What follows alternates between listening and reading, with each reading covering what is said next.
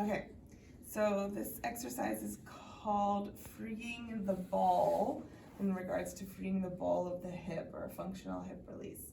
To start, you kind of want to see just how tight is your hip to begin with. How far up does it come into your chest? If you're to move it to the side or out to the side, is there any pinching or tightness? Just as kind of like a pretest to see how it's going to change your hip range. So you're going to start with one leg folded up, the other one out straight, and the foot is in line with the rest of your body. It's not wider and it's not narrower than the width of your body. So it's going to stay right in line with the width of your body. This is the starting position. As you get more advanced, you can go wider and narrower even to where you cross over. We're just going to start in the center. The hip lives in the pelvis, and so this motion that we're going to do is really to isolate the hip in the pelvis. This means you want to make sure the pelvis is not rolling with the direction that your leg is going as you rotate. So we're going to go both out and in.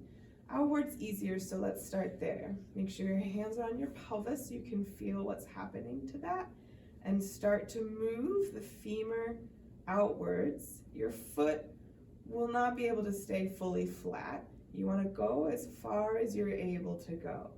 For me, I'm right about there today. Any further and I really have to engage my back hip musculature to bring that open.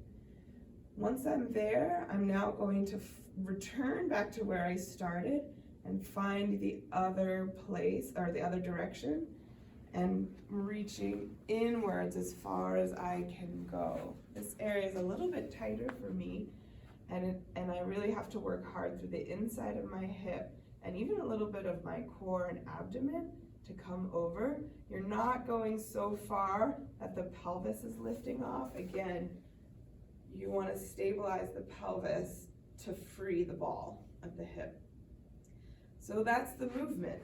You're slowly going to rotate out and really go as far as you feel like you can before the rest of your pelvis lifts off. So I'm not going so far as to rotate here.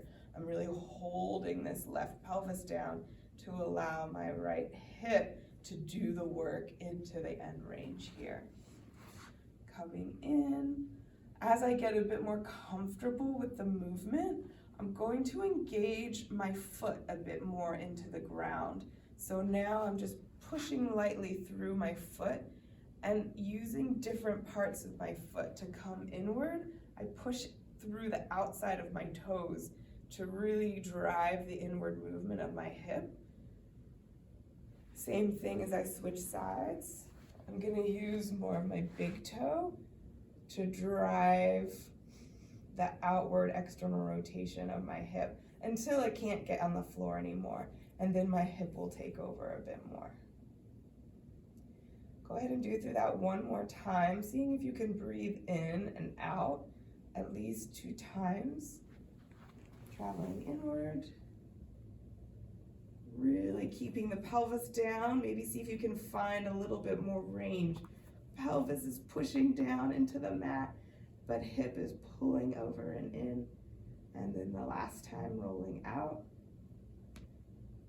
Hear my foot crack.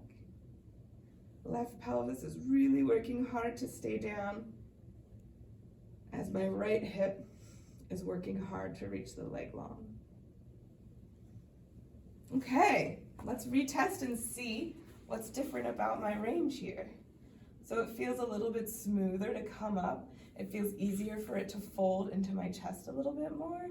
And I feel like I just have more movement coming up and in. Okay.